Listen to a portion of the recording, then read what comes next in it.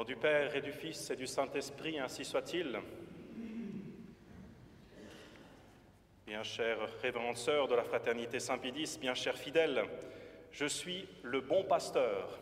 C'est un des titres que notre Seigneur Jésus-Christ lui-même se donne, nous l'avons entendu tout à l'heure dans l'Évangile de Saint Jean, un titre qui, bien sûr, évoque envers nous cette figure paternelle de notre Seigneur qui non seulement dirige son troupeau, mais n'hésite pas à se donner, à aller chercher la moindre de ses brebis qui s'est perdue et de le ramener au bercail.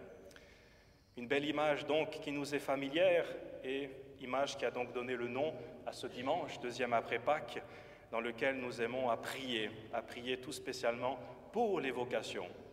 D'habitude, l'occasion est pour nous d'en susciter, d'aider toutes les âmes de bonne volonté, d'essayer de répondre, de les aider à répondre à l'appel de Dieu. Mais aujourd'hui, on pourrait dire en quelque sorte, outre ce côté bien sûr important de susciter des vocations, nous aimerions aussi bien sûr prier pour les conserver, pour garder aussi. Une chose est de susciter, une chose est de répondre à l'appel de Dieu, une autre, toujours plus difficile, de garder cet appel en nous, de le conserver, de le faire grandir. Alors c'est pour cela que la liturgie d'aujourd'hui est toute tournée et magnifiquement, on peut dire, illustre cette belle figure du bon pasteur, de la réponse à la vocation, mais on peut aussi tout à fait s'adapter très bien à la grandeur, la compréhension d'un ordre religieux, de la vie religieuse. Et comme nous avons la grande joie d'avoir ici les sœurs pour leur jubilé, eh bien, permettez-moi d'y arrêter quelques instants, à suivre la liturgie, à voir comment elle répond, comment elle met en valeur la belle vie religieuse et celle tout spécialement des sœurs de la Fraternité Saint-Pédis. Pour vous, chers fidèles, bien sûr, c'est l'occasion aussi eh bien, de suivre cette voie de la sainteté à laquelle nous sommes tous appelés, bien sûr, chacun à son niveau, et aussi de voir, découvrir ou approfondir cette belle spiritualité des sœurs qui fêtent aujourd'hui, ce week-end, donc leur jubilé.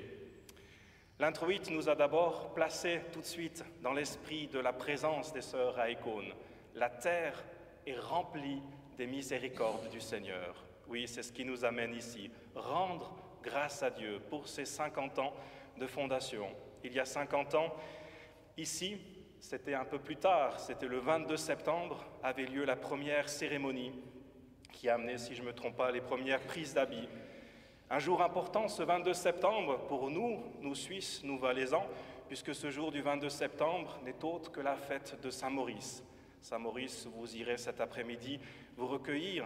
Saint-Maurice et ses compagnons, ces martyrs qui ont sanctifié par leur sang la terre qui les entourait, qui ont permis aussi, eh bien, par leur grâce, par leur mérite, la fondation de l'abbaye qui porte leur nom.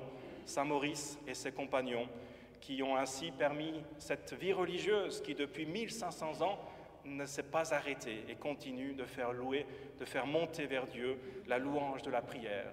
Vous êtes en quelque sorte, on peut dire, un fruit aussi de Saint Maurice et de ses compagnons, puisque vous continuez par la louange de votre ordre religieux, de faire monter vers Dieu la plus belle des prières.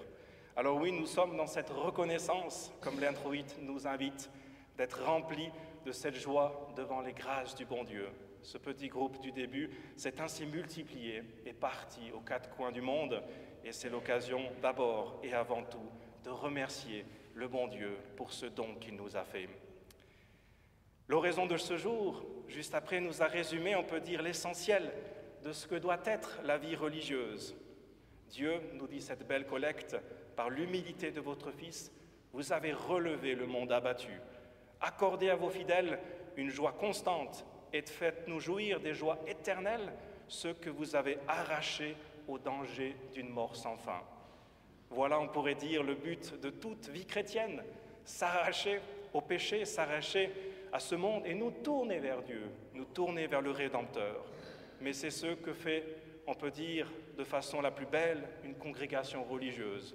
Au-delà de tout but particulier qui peut peut-être la définir, peut-être orienter, la distinguer d'une autre, le seul et but principal d'une congrégation religieuse, c'est la sanctification de ses membres. Nous tourner, faire sortir de nous ce vieil homme, comme dit saint Paul, et faire venir en nous l'homme nouveau, l'homme de la grâce, celui qui nous permet de nous sanctifier, celui qui nous permet de ressembler, d'arriver un jour au ciel, le but de notre vie. Voilà pourquoi ça vaut la peine de nous remettre à l'essentiel, de nous sanctifier. C'est ce qu'a fait votre congrégation pendant 50 ans et qu'elle va continuer encore et toujours à réaliser. Mère Marie-Gabrielle, votre fondatrice, en même temps que notre fondateur, Monseigneur Lefebvre, dont elle était la sœur, l'écrivait avec justesse. Elle le disait elle-même, c'est lentement, très lentement, qu'on comprend la vie religieuse, sa beauté, son épanouissement, sa vérité, son but. Et c'est vrai qu'à l'échelle du bon Dieu, 50 ans, c'est peu de choses. À l'échelle d'une vie, c'en est un peu plus, mais il nous faut du temps pour comprendre vraiment la beauté, la splendeur d'une vie religieuse qui peut ainsi nous permettre de nous approcher du bon Dieu. L'épître de ce jour a ensuite, en quelque sorte, mis un peu en avant le but propre de votre congrégation. Saint Pierre a cette belle phrase « Le Christ a souffert pour nous laisser un exemple afin que vous suivez ses traces ». C'est exactement le modèle que Monseigneur Lefebvre a voulu vous donner, c'est d'être l'auxiliaire du prêtre. Non pas tant, on pourrait dire directement, de façon matérielle, une aide d'un soutien matériel, mais l'auxiliaire du souverain prêtre, l'auxiliaire de notre Seigneur Jésus-Christ, à l'image de ce qui a été la très sainte Vierge Marie, Notre-Dame de Compassion. L'auxiliaire non essentiel, puisque notre Seigneur aurait pu s'en passer, il est Dieu, mais il a voulu, dans sa sagesse infinie, avoir cette co-rédemptrice, la très sainte Vierge Marie, qui l'a assistée dans sa rédemption. Et c'est cette image, ce modèle, que Monseigneur a voulu vous donner comme sœur Notre-Dame de Compassion. Monseigneur a cette belle phrase qu'il donne dans une des conférences qu'il vous a données, puisque vous êtes unis à la fraternité des prêtres qui doivent, eux, monter à l'autel pour offrir le sacrifice au nom de l'Église, vous participez, vous aussi, au sacrifice de notre Seigneur par l'intermédiaire de la très sainte Vierge et comme la très sainte Vierge Marie, en vous offrant vous-même et en offrant toute votre vie. Voilà la beauté, la spécificité de la congrégation et quelle occasion pour nous de le remettre en avant. Comme le prêtre agit aujourd'hui, tout prêtre agit dans la personne de Jésus-Christ, en quelque sorte, vous religieuses, vous continuez le rôle de la très sainte Vierge Marie, vous continuez ce rôle auprès des prêtres, auprès des fidèles, continuez ainsi à être auprès de la croix, auprès de notre Seigneur Jésus-Christ et continuez son œuvre de sanctification auprès des âmes. Et cela tout particulièrement, comme le dit si bien le premier des Alléluia que nous avons chanté, les disciples reconnurent le Seigneur Jésus à la fraction du pain. Tout spécialement, comme les disciples d'Emmaüs, c'est à la messe que vous allez accomplir, que vous allez reconnaître véritablement ce rôle d'auxiliatrice, auxiliatrice à la suite de Notre-Dame, puisque la messe, comme aime à le dire Monseigneur, à le répéter encore et toujours pour les prêtres de la fraternité, mais aussi bien sûr pour les sœurs, c'est le cœur de notre vie. Dans la même conférence citée tout à l'heure, Monseigneur disait « La messe, la croix, c'est le centre de votre vie. La messe, la Sainte Messe, le vrai sacrifice de la messe. Non pas une Eucharistie quelconque, mais le sacrifice de la messe auquel vous participez en recevant la victime. » Et c'est vrai, c'est le centre de notre vie. Et c'est l'occasion pour nous de le rappeler, non seulement pour tout religieux, mais aussi pour tout fidèle. C'est là qu'on retrouve à la fois la source et aussi le but de notre sanctification. C'est auprès de la messe que nous aurons toutes les grâces, toute la richesse qu'il nous faut pour éclairer, pour nous donner les forces à notre vie de sacrifice. Comment ensuite réaliser cela? C'est bien sûr tout le mystère de notre vie chrétienne. Pour un fidèle, bien sûr, cela correspond à son devoir d'État et comme religieuse, vous avez donné votre vie à Dieu par ces vœux de religion, ces vœux de pauvreté, de chasteté, d'obéissance. Et ce don de votre vie que vous avez fait et que vous renouvelez chaque jour, Monseigneur le rappelle souvent, faites-le d'abord et avant tout, pendant, au cours et grâce au saint sacrifice de la messe. Monseigneur avait ces belles paroles à chaque fois, chaque jour que vous participez au sacrifice de la messe. Lorsque vous vous offrez à la messe, vous devez éprouver les mêmes sentiments que vous avez éprouvés le jour où vous avez prononcé vos vœux. Cette pensée de Monseigneur est très belle et très profonde. De là pour nous faire comprendre que le don de notre vie se renouvelle à chaque fois en union avec le don de la vie de notre Seigneur Jésus-Christ, son sacrifice. À chaque fois, nous avons les forces, le courage, les grâces qui nous font pour continuer, pour continuer notre vie religieuse, nous sanctifier et aussi sanctifier les autres. Cela, c'est cette belle phrase de l'Évangile. « J'ai encore d'autres brebis qui ne sont pas de cette bergerie, et celles-là aussi, il faut que je les amène, je les y ramène. » C'est votre vie apostolique, oui. Il y a la Sainte Messe, il y a tout ce qui en découle, et cette vie apostolique que vous remplissez dans la mesure aussi de l'apostolat, de la fraternité Saint-Pédis, qui n'a pas, on pourrait dire, d'autre spiritualité que celle de la messe, et qui donc s'applique de façon si diverse, dans une école, dans une maison de personnes âgées, par le catéchisme, ou encore par les tâches les plus basses et les plus matérielles que demande la vie d'un prieuré. Et c'est ainsi que l'on apporte, on peut dire, tout ce qu'on a reçu comme grâce, qu'on continue à le transmettre et qu'on est apôtre. Encore une fois, à l'image de Marie, elle, qui le jour de l'Annonciation, devenant la mère de Dieu, n'a ensuite qu'un seul désir et qu'un seul souci, d'aller aider, porter secours à sa cousine Élisabeth.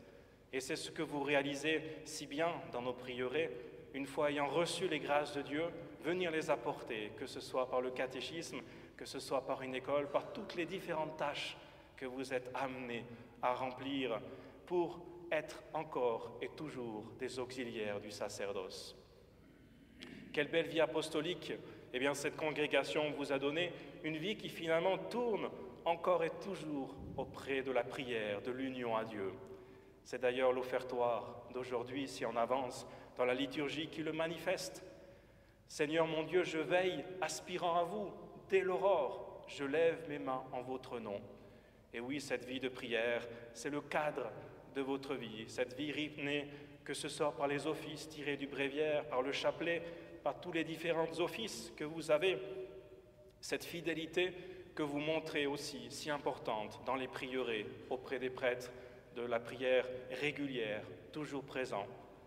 Contrairement aux prêtres qui, par leur apostolat, ou même parfois par leur négligence, peuvent y manquer, en tout cas à la récitation publique, vous êtes toujours là, un modèle de fidélité, selon ce qu'aimait à rappeler souvent votre fondatrice, Mère Marie-Gabrielle, ces petites choses, cette fidélité, même ce signe de croix, cet Ave Maria, eh bien c'est le signe de l'accomplissement de cette vie religieuse. Alors oui, cette vie de prière, c'est notre milieu de vie, le milieu auquel on doit se sentir, on peut dire, comme un poisson dans l'eau, et c'est ce qui nous permet ensuite, encore et toujours, d'avoir cette fécondité dans notre apostolat. La secrète a aussi cette belle application, elle rappelle cette bénédiction du bon Dieu en nous disant que ce qu'elle opère en nous, il faut qu'elle l'achève par ses vertus. L'occasion de nous rappeler que cette vie de prière, ces heures passées auprès de notre Seigneur Jésus-Christ du tabernacle, c'est une bénédiction qui est donnée pour la vie sacerdotale, la vie apostolique, la vie de nos prieurés. Notre fondateur, qui est aussi le vôtre, Monseigneur Lefebvre, le disait si bien, en parlant particulièrement de cette heure supplémentaire que vous passez chaque jour devant le tabernacle. Je pense que c'est une des raisons particulières de ce fait que les sœurs ont une heure d'adoration supplémentaire tous les jours devant le Saint-Sacrement, afin de recommander toutes les intentions du prieuré, de l'œuvre dans laquelle elles travaillent, dans laquelle elles se dévouent, pour que le bon Dieu bénisse ses œuvres et sanctifie tout ce qui s'y dévoue.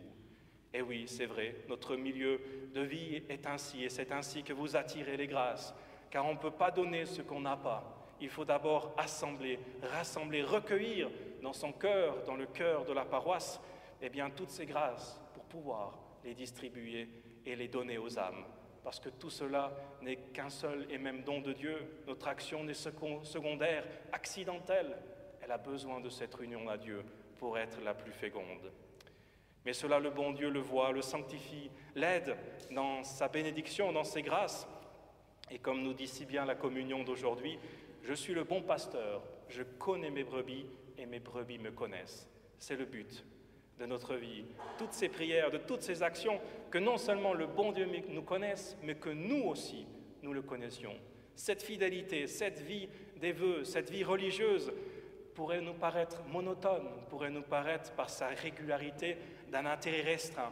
Et pourtant, c'est tout l'inverse. Cette fidélité n'est pas ennuyante, n'est pas terne, elle est enthousiasmante, elle est exaltante. Elle nous permet de connaître, dans le silence de la prière, dans le silence de la vie religieuse, toujours plus notre Seigneur Jésus-Christ.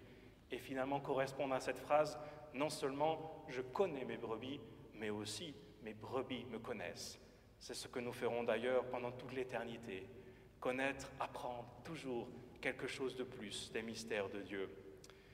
Alors finalement, révérende sœur, nous arrivons à la post-communion qui nous boucle la boucle en quelque sorte, qui nous donne aussi le sentiment qui nous accompagne à la célébration de ce jubilé, en repartant aussi de ce jubilé. Accordez-nous, nous dit cette oraison, Dieu Tout-Puissant, qu'obtenant de vous la grâce d'une vie nouvelle, nous glorifions toujours ce bienfait que nous vous devons. Oui, nous sommes là pour remercier Dieu pour ce jubilé. Il faut à présent, et ce sera le cas demain, après-demain, repartir pour, la suite de nos activités. 50 ans, c'était un premier pas. La vie religieuse continue. Ce n'est pas très dur de partir d'ici, le cœur léger, le cœur heureux. Par contre, c'est peut-être plus difficile de, dès demain, repartir le cœur totalement généreux, totalement donné à Dieu, totalement renouvelé, une nouvelle vie, dit bien cette oraison. Non seulement les conséquences de ce que nous avons donné, mais renouveler encore plus généreusement le don de cette vie, le don de vos vœux, le don de cette vie de religion, telle, comme disait tout à l'heure Monseigneur, non seulement rappeler un petit peu notre esprit du jour où nous les avons prononcés pour la première fois.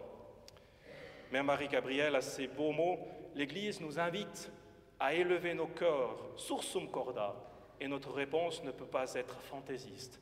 Non, elle doit être exaltante, dans cette fidélité quotidienne de chaque jour, mais une fidélité généreuse qui, elle, nous donnera la vraie joie.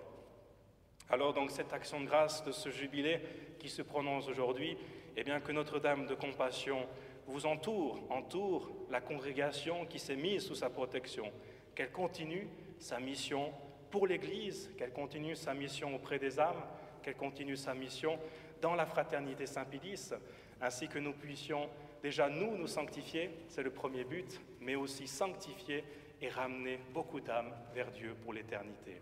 Ainsi soit-il. Au nom du Père et du Fils et du Saint-Esprit, ainsi soit-il.